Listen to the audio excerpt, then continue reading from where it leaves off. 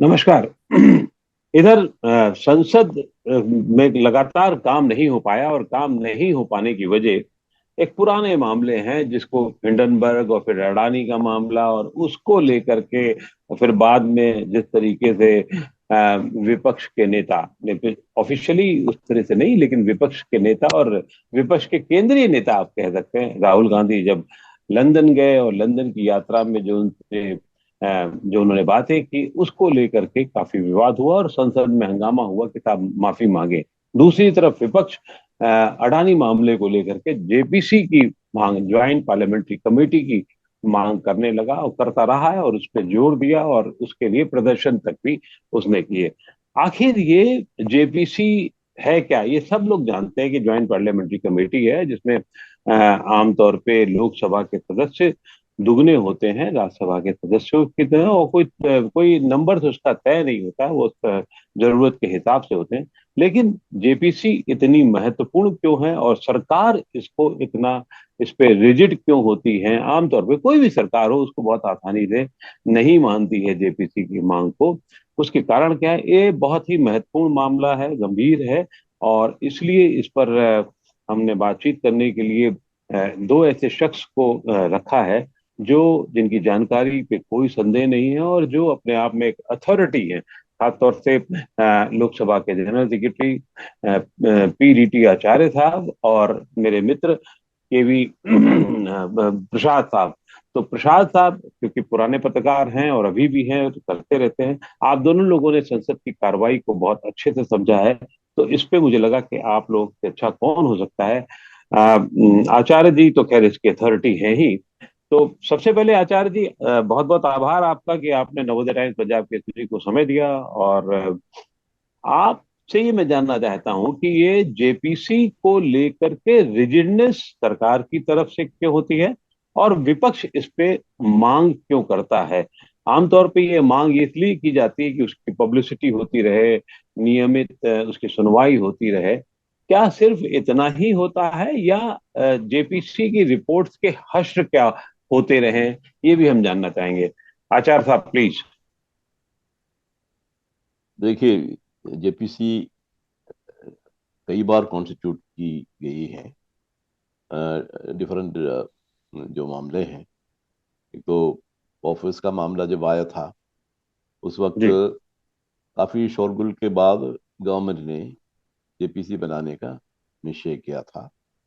JPC बन गई थी और सारी चीज़ें इन्वेस्टिगेट की गई और कई हियरिंग्स किए, वो सारी चीज़ें हुई है।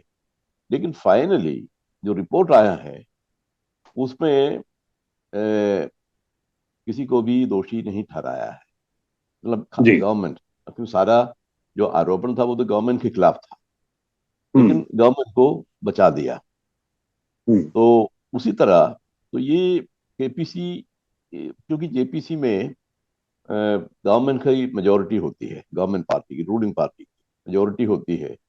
तो आप ये सोच सकते हैं कि तो मेजोरिटी रिपोर्ट गवर्नमेंट के खिलाफ तो नहीं होगा। अ, इतना जी। तो इतना तो पक्का है। जानकारी सबको सबको है। लेकिन जेपीसी की मांग क्यों कर रहे हैं लोग? अ, असल में इसकी जरा जड़ में जाएं तो क्यों जेपीसी, पार्लियामेंट का क्या रोल है इन चीजों में? अब ये तो क्रिमिनल केस बन सकता है या दूसरी केसेस बन सकते हैं, पार्लियामेंट का रोल इसमें क्या है? देखिए, इस पे पार्लियामेंट का एक इन्वेस्टिगेटिव रोल भी है। ये लेजिस्लेशन ही नहीं, लॉ मेकिंग ही नहीं, और एक इन्वेस्टिगेटिव रोल भी है। इसलिए वो जेपीसी बनाते हैं। जेपीसी का काम है इन्वेस्टिगेट करना। कोई बड़ा स्कैम हो, इस तरह की चीजें होती है तो उसमें इन्वेस्टिगेशन के लिए जेपीसी बनाते हैं। हालांकि हमारे रूल में कहीं कोई इसका नाम ही नहीं है। लोकसभा के रूल में या राज्यसभा के रूल में जेपीसी का मेंशन ही नहीं। लेकिन वो इनहेरेंट एक पावर है, एक लेजिस्लेचर का इनहेरेंट पावर है, तो वो यूज करते हैं। अब जी। इस पे इन्वेस्टिगेशन जो करते हैं उसमें बहुत सारे जो स्टेक होल्डर्स हैं और अन्य लोग जो इसके बारे में जानकारी रखते हैं उनको बुलाते हैं और उनकी राय लेते हैं। तो ये एक बहुत ही कॉम्प्रिहेंसिव इंक्वायरी इन्वेस्टिगेशन है। इसमें इसमें कई पॉलिटिकल एंगल होते हैं। अब मान लीजिए सुप्रीम कोर्ट ने ये बना दिया एसआईटी, लेकिन इसका एक दायरा होता है, उस दायरे से बाहर वो इन्वेस्टिगेशन नहीं जा रहा। लेकिन जेपीसी का जो है दायरा है तो काफी विस्तृत दायरा है उसका। तो उसमें कई चीजें आती हैं और फिर सजेशंस भी देते हैं जेपीसी कि अगर कोई कहीं कोई खामियां हुई है उसको दुरुस्त करने की उपाय भी सजेशन के रूप में जेपीसी के रिपोर्ट में आते हैं। जी उसके अलावा अब जेपीसी बनाने से क्यों आई मीन वो क्यों रिफ्यूज करती है गवर्नमेंट, या कुछ नहीं बोलती है ना, गवर्नमेंट तो कुछ बोल ही नहीं रही है, तो इसका मतलब है वो तैयार नहीं है। वो तैयार नहीं होने का जो पॉलिटिकल रीजन वो ये है कि गवर्नमेंट एडमिट करेगा कि there is a problem, serious problem. तो गवर्नमेंट जेपीसी का गठन का मतलब है government admits that there is a serious problem. तो वो और जिसका असल में जो फेलियर है वो गवर्नमेंट की वजह से है। ये दोनों चीजें हैं, गवर्नमेंट की वजह से ये प्रॉब्लम हुआ है और प्रॉब्लम सीरियस है। तो एक तरह से एक एडमिशन हो जाएगा कि गवर्नमेंट के किसी पॉलिसी के कारण या किसी आई मीन कोई इरेगुलरिटी गवर्नमेंट ने की है, कमिट की है, उसकी वजह से ये हुआ है। तो एक तरह से एडमिशन है। जी जे सो जेपीसी बनाने के पीछे वही है। जी सो या जेपीसी को रिफ्यूज करने के पीछे यही कारण हो सकता है, और कोई कारण तो है नहीं। क्योंकि जेपीसी, अब मान लीजिए जेपीसी बन गई तो जेपीसी सारी चीजें इन्वेस्टिगेट की है और रिपोर्ट में गवर्नमेंट को वो थोड़ी दोषी ठहराएंगे, तो गवर्नमेंट तो बच जाएगी इन एनी केस। फिर भी जी क्योंकि इसका असर जो है वो काफी गहरा होता है। एक जेपीसी बन गई और उसमें कई तरह की इंफॉर्मेशन कई तरह की इंफॉर्मेशन जेपीसी के सामने आते हैं, और जो अपोजिशन के मेंबर्स है वो उनके पास अवेलेबल होगा फिर वो फिर यूज करेंगे। कई चीजें हैं इसमें, कई कंसिडरेशंस है जेपीसी बनाने के लिए वो जो रिफ्यूज करते हैं उसके पीछे। जी प्रसाद साहब, क्योंकि आप संभवतः पहली जीपीसी से लेकर के अब तक 8-9 जेपीसी का गठन मुझे सामने नजर आता है। आपने देखा है इन सबको, लेकिन मोटा मोटी तो यही माना जाता है कि विपक्ष इनको अपने एक हथियार की तरीके से इस्तेमाल करता रहा है, ये जानते हुए कि उससे उसका कुछ होगा नहीं, क्योंकि जो उसकी अध्यक्षता होती है वो सदन का पक्ष वाला करता है, और सिर्फ रेफरेंस के तौर पे भला इस्तेमाल होता है। बाकी जेपीसी बाद में तो ज्यादातर मामलों में उसके कुछ रेफरेंसेस या उसके कुछ रिकमेंडेशन, कुछ मैं शब्द इस्तेमाल विद इन कोट कर रहा हूँ, को इस्तेमाल किया जाता है। बाकी तो उसका पूरी तरीके से कोई जेपीसी इस्तेमाल पूरी तरीके से उसको लागू किया हो ये कभी याद पड़ता है? और आप विपक्ष क्या सिर्फ इसको अपने एक हथियार के तौर पर रखता है, या उसकी तह में सचमुच जाने की प्रक्रिया होती है, या ये इन्वेस्टिगेशन का काम, जो इन्वेस्टिगेशन एक शब्द है आचार्य साहब ने भी इस्तेमाल किया है, वो सचमुच हो पाते हैं क्या? वो लोग जो हमारे यहाँ इतने सारे पढ़े लिखे लोग भी हैं संसद में और सब आते भी हैं, और उसका गठन भी इस तरीके से किया जाता है कि हर पार्टी के लोग, जब पार्टी के लोगों को लिया जाएगा तो कोई जरूरी नहीं कि ऐसे सब लोग हों, लेकिन फिर भी कुछ तो मिलता होगा और कुछ तो बात आगे होती होगी। जी प्रसाद साहब। जी जी बिल्कुल सही कहा आपने। सवाल तो ये है कि एक तो राजनीतिक मुद्दा होता है, राजनीतिक कारण की वजह से तूल पकड़ता है, और दूसरा जो संसद का जो प्रणाली है उसके जो तहत जो संसद के पास और संसद सांसदों के पास विशेष अधिकार है, उसके तहत नियमावली के तहत वो कई सारा इंफॉर्मेशन एकत्रित करते हैं और कोशिश करते हैं कि मामले के तह तक जाए।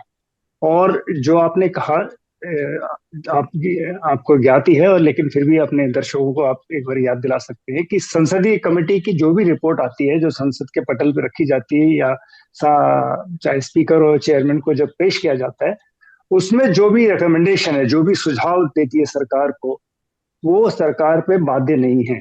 पहली बात तो सरकार उससे बंधी नहीं होती है। सरकार के सामने ये ऑप्शन रहता है कि वो या तो पूरी रिपोर्ट या रिपोर्ट के कुछ अंश या सारी रिपोर्ट माने या ना माने, या कुछ अंश ले लें कुछ अंश छोड़ दें, जो उनको ठीक लगता है।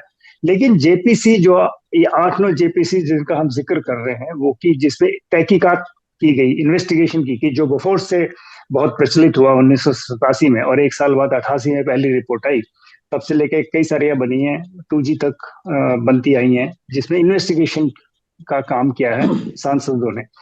सबसे बड़ा इसमें एक महत्वपूर्ण बात है कि सांसदों को अपने एक्सपीरियंस के अलावा कई सारे लोग आके मदद करते हैं। सरकार की तरफ से जो अलग अलग तंत्र हैं, उनकी तरफ से जो तहकीकात हो रही है, उनकी तरफ से जो इन्वेस्टिगेशन हो रहा है, मुझे अच्छी याद है, चाहे वो बोफोर्स का केस हो या हर्षद मेहता का केस था, तो सीबीआई जो हमारे केंद्रीय अन्वेषण ब्यूरो एक इंडिपेंडेंट जांच कर रही थी, उनके उनके जो फाइंडिंग्स थे वो भी उन्होंने जेपीसी के सामने आके रखी।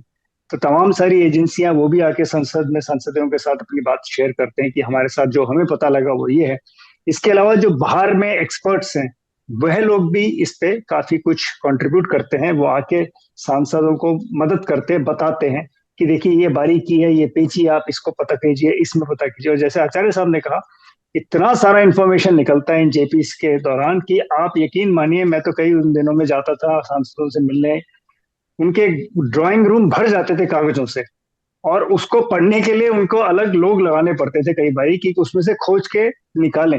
क्योंकि जैसे कहते हैं ना, हम अंग्रेजी में एक वर्ड इस्तेमाल करते हैं, डेटा माइनिंग। एक तरह से इतना बड़ा खजान उनके पास मिलता है सूचना का, तो उसमें से कुछ तलाश के निकालना पड़ता है। तो काफी मेहनत का काम ये, एक तो ये। अब राजनीतिक तौर से तो आपने जेपीसी मांग कर ली और ले ली, लेकिन कई सारे सुझाव सरकार, और शायद आगे चल के कई विस्तार में हम बता पाएंगे, जैसे मुझे अभी भी आता है जो हमारे हर्षद मेहता स्टॉक स्कैम के ऊपर जो पूरा किस्सा हुआ था, उसके बाद जो आरबीआई और तमाम सारे जो हमारे रेगुलेटरी अथॉरिटीज के ऊपर व्यवस्था की बात की गई, काफी व्यवस्थाएं लगाई गई, ताकि वो व्यवस्था आगे चल के सरकार को, किसी भी सरकार को इस तरह की कठिनाई ना आए। तो ऐसा व्यवस्था भी बनी है। जी। अ, आचार्य साहब, जो सबसे बड़ा प्रश्न होता है, और जो जब विपक्ष को ये पता होता है कि ये सब चीजें जितनी भी प्रक्रिया होगी, मैं क्यों कह रहा हूं बार बार कि विपक्ष इसको सिर्फ हथियार की तरीके से, जो विपक्ष में चाहे कांग्रेस रही हो, भाजपा रही हो, कोई भी रहा हो, तो अगर उसको ये पता होता है कि ये जेपीसी जो है का इस्तेमाल सिर्फ विपक्ष जो है अपने हथियार की तरीके से करेगा, और ये भी विपक्ष को पता होता है कि इसका फाइनली पूरी तरीके से कोई भी, मुझे नहीं याद पड़ रहा कि कोई भी रिपोर्ट पूरी तरीके से स्वीकार की गई हो, चाहे वो पेस्टिसाइड को लेकर के हो, चाहे 2G को लेके हो, चाहे बफर्स को लेकर के हो, और बाकी और भी मामलों को लेकर के हो। अभी एनआरसी और लेटेस्ट जो हुई है उस पर एनआरसी को लेकर के मुझे लगता है हुई है। तो इसका लाभ क्या हो पाता है? क्या फिल्टर करके जो कुछ सूचना है, जैसे कि प्रसाद साहब ने कहा कि कुछ रिकमेंडेशंस को स्वीकार किया जाना होता है, तो उसके लिए इतनी बड़ी कवायद करना, और कई बार तो जेपीसी का कार्यकाल बार बार बढ़ाया जाता है, बढ़ता रहता है, और कोई नियत नहीं होता है। इसका और रास्ता कॉन्स्टिट्यूशन में भी है। देखिए, जहां तक पार्लियामेंट का सवाल है, तो वहां पर एक ऑप्शन ये है कि इसके ऊपर चर्चा की जाए।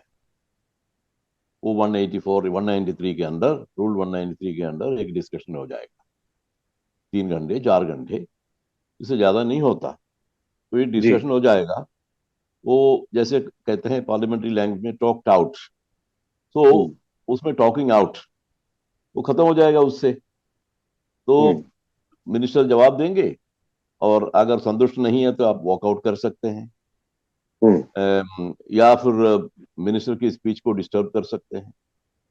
ये बस यही है, और कोई ऑप्शन तो है नहीं।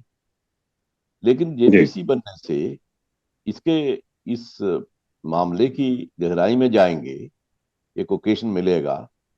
और फिर ये जो इश्यू है वो जिंदा रहेगा।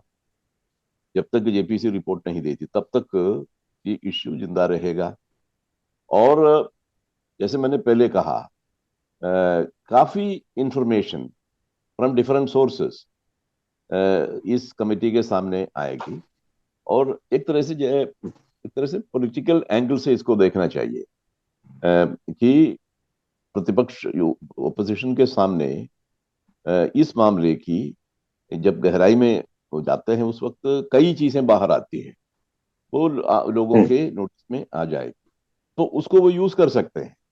अब फायदा तो यही है, ठीक है, सब जानते हैं कि पार्लियामेंट्री कमेटीज की जो रिकमेंडेशंस होते हैं वो मैंडेटरी नहीं होते। हम्म। गवर्नमेंट के ऊपर होता रहता है कि इसको एक्सेप्ट करे या ना करे, वो गवर्नमेंट के ऊपर होता है। लेकिन देखिए ना, इसकी कॉन्टेक्स्ट देखिए। एक बड़ा मामला उभर के आया है और उसमें पार्लियामेंट ने डिसाइड किया कि उसकी गहराई में जाएंगे, इन्वेस्टिगेट करेंगे। और पार्लियामेंट की कमेटी, जेपीसी, इन चीजों का जो इमेज है, पार्लियामेंट्री कमेटी का जो इमेज पब्लिक माइंड में है, वो काफी बड़ा इमेज है कि इन्वेस्टिगेशन कर रही है, पार्लियामेंट कुछ कर रहे हैं इस मामले में। तो ये सब एक तरह से पब्लिक के माइंड में एक एक इम्प्रेशन जम जाता है। और फिर ये मामला जीवित रहता है काफी समय तक। तो उसके बाद फिर रिपोर्ट आता है। ये तो एक तरह से एंटी क्लाइमैक्स ही होगा। लेकिन जो पॉलिटिकल बेनिफिट है इससे, वही है। हमने और कोई चीज तो है नहीं। नेट रिजल्ट देखें तो बस हमारी जो एक्सपीरियंस है वो ये कहता है कि गवर्नमेंट को दोष नहीं देते हैं। ये कमेटी की जो रिपोर्ट है, हम्म। गवर्नमेंट को दोषी नहीं ठहराएगा। मोस्टली हमने देखा है हम्म। सारे रिपोर्ट में वही है। लेकिन जो सिस्टमिक डेफिशिएंसीज है, जो सिस्टमिक डेफिशिएंसीज है, या सिस्टम में जो खराबियां हैं या खामियां हैं, उनको दूर करने के लिए वो सजेशंस देंगे। ये इसके बड़ी हम्म। इंपॉर्टेंट पहलू है। तो जी। उसके ऊपर गवर्नमेंट एक्शन ले सकती है। तो उसको हम्म। दुरुस्त करने के लिए, सिस्टम को टाइटन करने के लिए गवर्नमेंट को एक मौका मिलेगा। जी। प्रशांत साहब, जो पहले कमेटियां बनी हैं जेपीसी की, उसमें जैसा कि अभी आचार्य साहब बता रहे थे कि अ, उसके जो सिस्टम के करेक्शंस हैं वो किए जाते हैं। तो क्या सिस्टम्स के करेक्शन, जैसे कि हमने बोफर्स में देखा या 2G में देखा या बैंक वाले में देखा, वो करेक्शंस अब काम आ रहे हैं? हम मुझे तो लगता है कि हाँ, कई बार ऐसा होता है कि वो जो सुझाव दिए थे वो काम आ रहे हैं। आपके क्या अनुभव है और आप क्या कहना चाहेंगे? जी जी, जैसे मैंने थोड़ी देर पहले संकेत भी दिया था इस बारे में, जैसे अगर आप देखें सिक्योरिटी स्कैम, माफ कीजिएगा, जो स्टॉक स्कैम हुआ था 1992 का नरसिम्हा राव जी की सरकार के वक्त, स्टॉक ब्रोकर हर्षद मेहता को लेकर काफी बवाल मचा था। तो जब उसमें जेपीसी बैठी थी तो उसमें कुछ जो खामियां थी हमारे प्रणाली में, चाहे वो रिजर्व बैंक की निगरानी होनी चाहिए, कैसे होनी चाहिए, उसमें जो खामियां दिखी, जो हमारा स्टॉक एक्सचेंज के ऊपर निगरानी है वो थे, जो बैंक्स, अलग अलग बैंक्स और कोऑपरेटिव बैंक किस तरह से पैसा दे रही थी लोगों को, खासकर इस जैसे फंक्शनिंग के, उस पे एक तरह से अंकुश लगाए गए। उस पे एक नए नियमावली बनी, नए प्रकरण रखे। और शायद, मतलब मेरे पास उस तरह का एविडेंस नहीं है, लेकिन जो मेरा मानना है, जो 2008 में पूरे विश्व में बैंकिंग प्रणाली पे एक आघात हुआ था, इंटरनेशनल फाइनेंशियल क्राइसिस हुआ था, उस वक्त आपको याद होगा एक कहा गया था कि भारत इससे बचा हुआ था। भारत इससे बच गया था क्योंकि हमारी पद्धति इतनी बढ़िया थी, हमारा सिस्टम काफी दुरुस्त था कि हम ये जो त्रुटियां हैं जो अमेरिकी फाइनेंशियल वर्ल्ड में देखी गई, वो हमारे यहाँ नहीं आ पाई क्योंकि हमारे यहाँ सिस्टम था। और हाँ, उस वक्त आपको याद होगा मनमोहन सिंह जी की सरकार थी 2004 यूपीए 1 में, तो वाम दलों ने भी अपनी तरफ से कहा था कि चूंकि हम बाहर से समर्थन दे रहे हैं और हमने नकेल लगा रखी है तो ये सब नहीं हुआ। लेकिन जो सिस्टमिक तैयारी हुई वो 1992 के बाद से होती रही। और उसी तरह मैंने मानना है जैसे 87 88 में बोफोर्स को लेके हमारे यहाँ रक्षा खरीद फोक में जो समस्या की दिखाई गई, वो चलते चलते चलते उसके बाद में कुछ और भी ये हादसा, अब हम माफ कीजिए, कोई और कंट्रोवर्सी भी हुई है। सन 2000 में वाजपेयी जी की सरकार थी, तो उन्होंने डिफेंस प्रोक्योरमेंट पॉलिसी को एक पद्धति बनाया कि ताकि ये पारदर्शिता हो। और आज 2000 से लेकर 2023 में उसी डीपीपी जिसे कहते हैं उसमें सरकारें नए अध्याय जोड़ते गई है, ताकि और पारदर्शिता भी आए और साथ साथ कोशिश रहे कि भारत की जो डिफेंस की जो प्रोक्योरमेंट है, जो हम हथियार खरीदते हैं, साजो सामान जो हमारे सेना के लिए चाहिए, रक्षा के लिए चाहिए, उसमें पारदर्शिता भी हो और वक्त वक्त पे चीजें आती रहे। तो ऐसा नहीं है कि बिल्कुल ही कुछ नहीं निकलता, निकल के आता है, लेकिन वो हमेशा उजागर नहीं हो पाता, या उस पे हम जिसे कहते हैं शोध उस तरह का नहीं हुआ, ऐसा मेरा मानना है।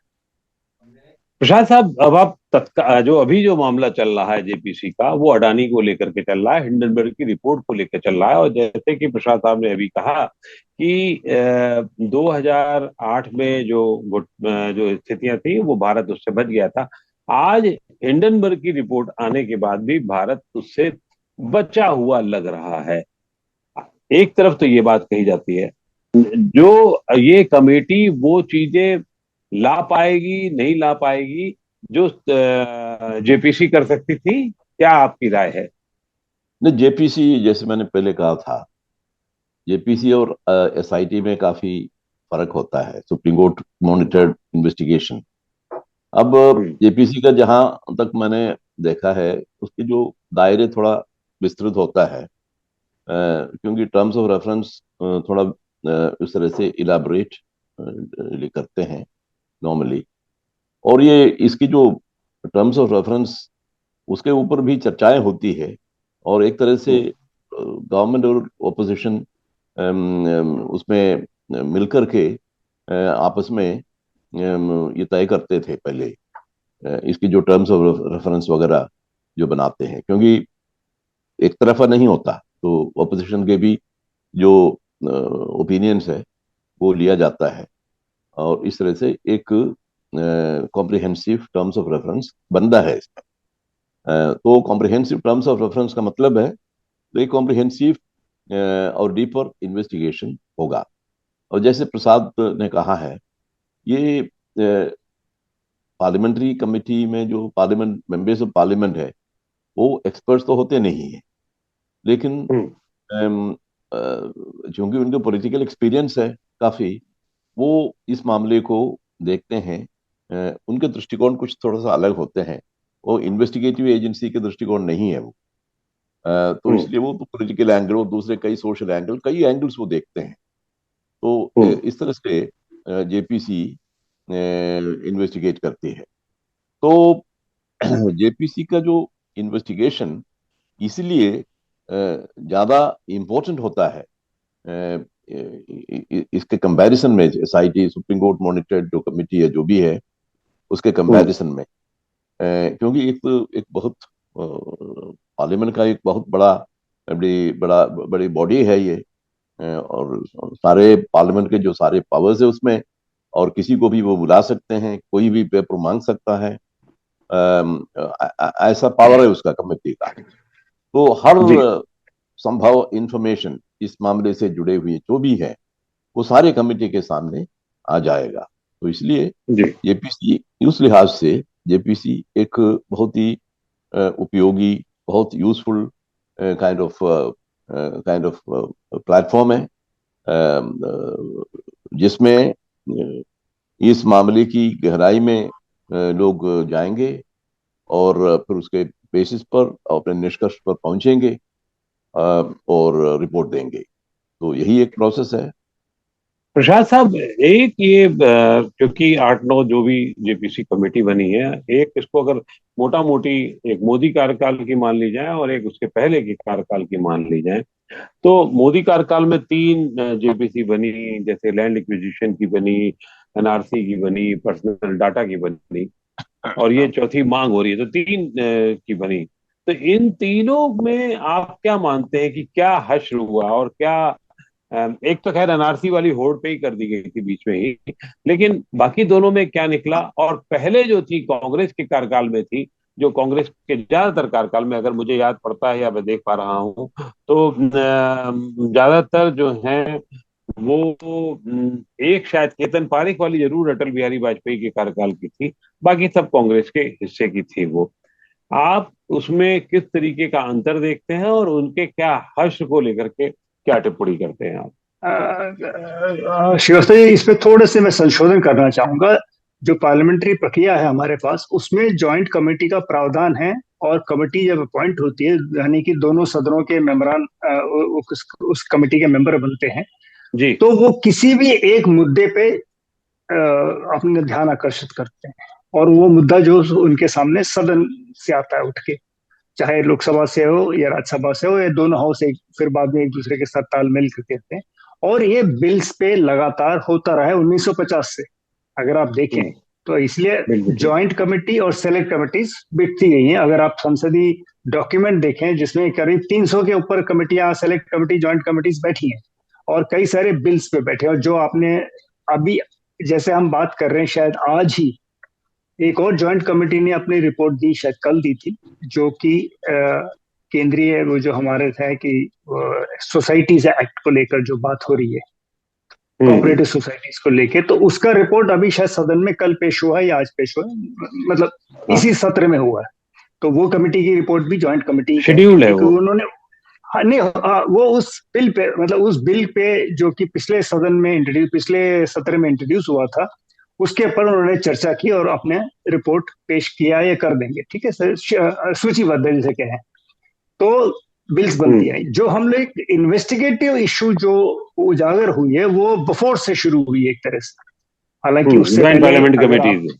हाँ, जो कि सिर्फ किसी ऐसे मामले को तहकीकात कर रही जिसपे लोग आंदोलित थे। बोफोर्स बहुत बड़ा मुद्दा था उस वक्त, तो एक तरह लोग आंदोलित थे, इसलिए उसके बाद ये बात हुई।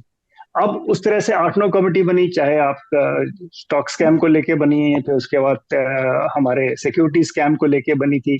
उसके बाद आप चाहिए पेस्टिसाइड्स, सॉफ्ट ड्रिंक्स में जो पेस्टिसाइड्स की बात हुई थी, 2G के ऊपर हुई थी। तो अलग अलग कमेटियां बनती गई। मनमोहन सिंह जी के टाइम पे 2G पे दिया गया, तो कई सारी कमेटी इन्वेस्टिगेट करके स्पेसिफिक इश्यूज पे आती रही।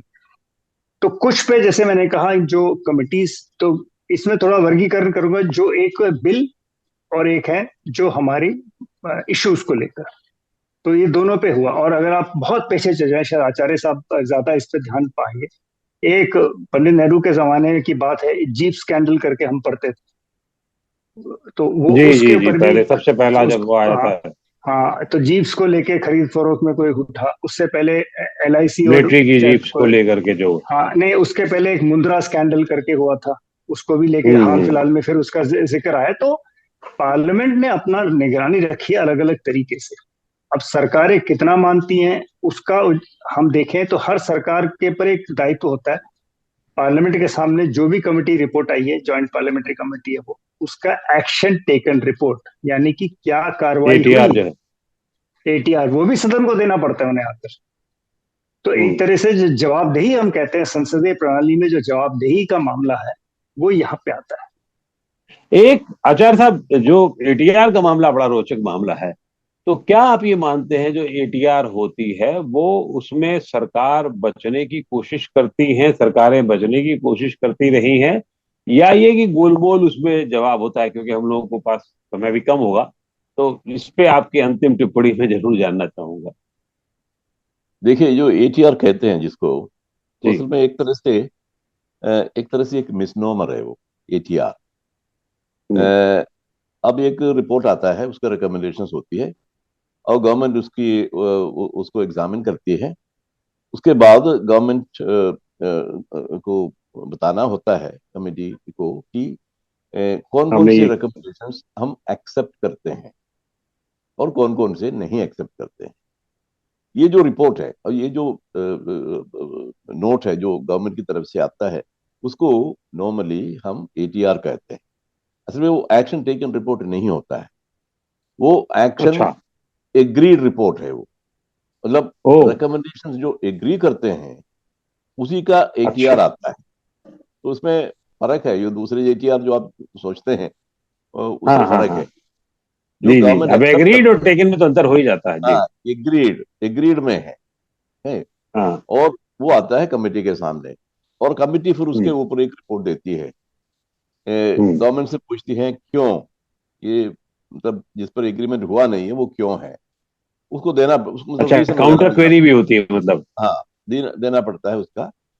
और उसके बाद हाँ। सोमनाथ चैटर्जी जब स्पीकर थे, उस वक्त उन्होंने एक डायरेक्शन निकाला जिसके अंडर गवर्नमेंट को हर 6 महीने में सदन के सामने आके एक स्टेटमेंट देना पड़ता है, कि अभी जो एग्रीमेंट हुआ है, मतलब गवर्नमेंट ने जो एग्री किया है रिकमेंडेशन, उनमें कितने हम्म असल में इम्प्लीमेंट हुए हैं।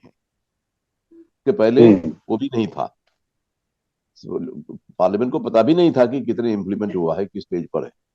लेकिन चूंकि चैटर्जी हम्म। साहब ने ये ऑर्डर निकाला है, ये डायरेक्शन, इसको डायरेक्शन कहते हैं, वो डायरेक्शन भी रूल हम्म का जैसा ही है, इतना इफेक्टिव है वो। हम्म तो हम्म। उसके मुताबिक अभी गवर्नमेंट को हर सेशन में आता है वो स्टेटमेंट लेके कि ये फलाने फलाने जो रिकमेंडेशंस है ये हमने एक्सेप्ट किया था, और इतना इम्प्लीमेंट हुआ है, ये है। जी ये तो ये सिस्टम है हाँ। अभी अभी अभी जो है। वैसे तो जेपीसी का मामला इतना बड़ा है कि इस पे घंटों चर्चा हो सकती है कि, लेकिन समय की बाध्यता के कारण ऐसा संभव नहीं हो पा रहा है। फिर भी ये बात साफ है कि जेपीसी का मतलब होता यही है कि विपक्ष मामले को जब जिंदा रखना चाहता है तो वो उस पे उसकी मांग पर अटा रहता है। और ये बात जरूर है कि जेपीसी के बनने से उसकी कुछ बारीकियां सामने आती हैं, और कुछ रिकमेंडेशन अगर सरकार मांग लेती है तो उसके लाभ भी भविष्य में दिखते हैं। बहुत बहुत आभार आचार्य जी और प्रसाद साहब आपका, कि आपने इस गंभीर चर्चा को बहुत जीवंत बनाया, और नवोदय टाइम्स पंजाब केसरी आपका आभारी है।